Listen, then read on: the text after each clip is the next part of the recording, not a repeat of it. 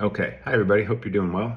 Today's video is more kind of brainstorming and just throwing out some ideas and sharing some information about things that I have been working on in terms of my health and my type 1 diabetes that may be relevant to this community. When I look around on the web, particularly about type 1 diabetes and health and fitness and side effects of high blood sugar and some of the complications that can come up, it seems to be like very general advice, like manage your blood sugar, exercise, eat whole foods, things like that. And I totally agree with that stuff and it's great. However, sometimes you can be in a tough spot where you get blood work and maybe things aren't as expected and you don't get great advice. Now, for me, that was actually the case. And that's why I did some additional research and I wanted to share some of the things that I've been working on and the reasons why, not in the hopes of convincing anybody or providing tons of, clinical trial data or scientific evidence of how this stuff works, but just what was told to me, what I've found in terms of different practitioners, and how I'm feeling in the hopes that maybe something that you look into too. So what I mean is, type 1 diabetes or diabetes in general, high blood sugar can cause all sorts of issues with your internal organs, with particularly like your liver, your kidneys, lots of other things. Now, for me, that was the case. So I got blood work recently and my A1C was up a little bit, which, that's something I can work on and I know how to work on that. However, I also noticed that my lab values for both my kidney function and my liver function were not great. Now, I don't have the data in front of me, but there are markers for each of those categories when you get blood work. And then you can sort of look at the numbers that you get. Typically in your lab results, it'll show you if you're high on that range or if you're within the normal range.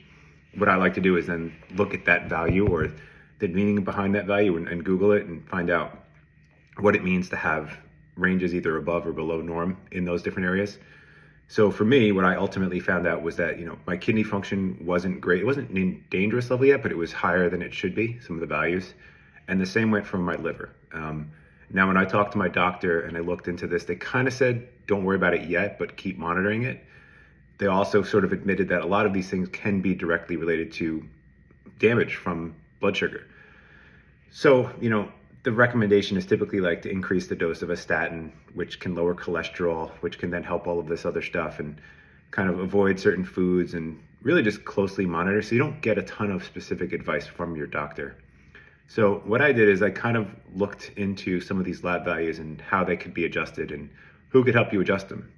For me, I found one of those third-party wellness companies that does further lab testing. So they test more stuff and then they can give you personalized like supplement recommendations. And that's kind of what I wanted to share. So for me, I went to a company called Blokes, which is, again, just an online men's health service. And they test, testosterone, they test all the standard lab values. They test things like vitamin D, lots of other stuff. Now, for me, I got my lab results back. They were very similar to the ones that I had done with the medical doctor. I took them like a week after I did my first round of lab results that I didn't like. So I took those lab results and then I spoke with them, and they have a physician assistant and a dietitian that I spoke with.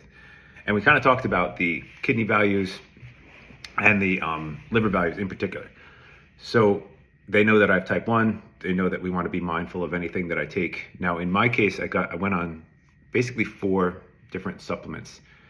The first one is called glutathione. So glutathione is apparently an extremely powerful antioxidant.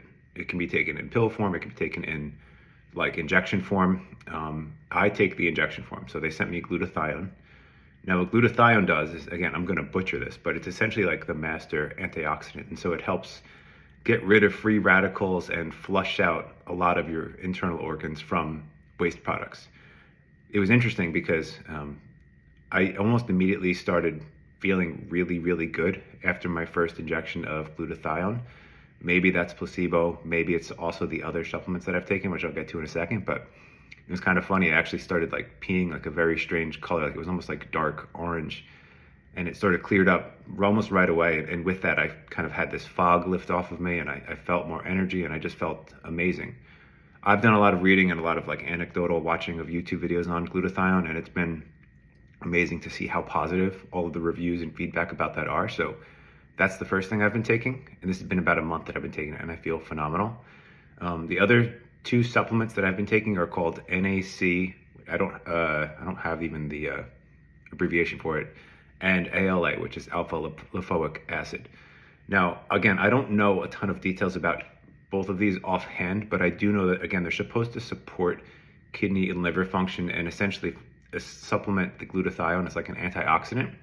So getting back to the type 1 diabetes, for a lot of us who may have some damage to, again, kidney, liver, other organs because of high blood sugar, inflammation, free radicals, these things can potentially be very interesting supplements to look into. And so it makes sense for you to look into them for yourself and just learn more about them. Maybe get your lab work done too, see how you feel if you try any of them. These are all over-the-counter supplements.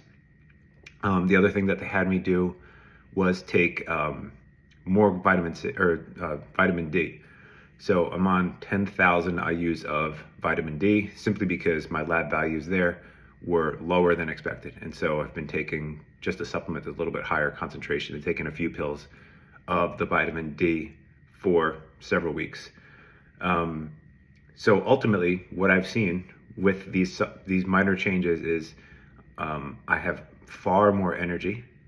I feel as if I have been more insulin sensitive. I have taken significantly less insulin over the last month. I'm down from about 38 to 39 units per day to averaging between 30 to 33 units per day, eating essentially the same foods, if not actually more foods.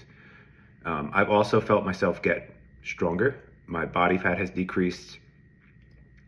Like my urine is clear. Like I feel like my body is functioning better, and I'm sleeping better. So I've had phenomenal results with this. It's difficult to parse out what's directly from the supplements versus what was just, I don't know, change in the season or whatever, other factors. But again, these are just out of the box things that you might not hear from anybody else. And so if you are struggling with the way that you feel, it might be worth looking into. So I just really want to encourage everybody to take their health into their own hands. Like if you don't feel like you're getting sufficient guidance or you want more granularity and detail from your lab results or like a plan in terms of what to do about it, seek out one of these sort of functional medicine or preventative health companies. I think there's a lot of validity to it. They always recommend that you communicate whatever you're doing with your doctor. And so that's what I have done as well, just so that there's no surprises. But I'm going to get new lab work in a couple of weeks and I expect to see better results. I mean, even if I don't, I know I feel better, but I think it is important to know your lab values, to do something about it, especially for people with type 1 diabetes. So I know this kind of thing is out there for like the general health population of people who are like biohackers or whatever, but I think particularly for our population, it's very important to stay on top of this stuff. And so I just wanted to share some of what I'm doing. Again, don't take any of this as advice. I realize I don't have a ton of science behind like what I'm saying, but this has been my subjective experience and maybe it sort of sparks something in you. So I hope it helps.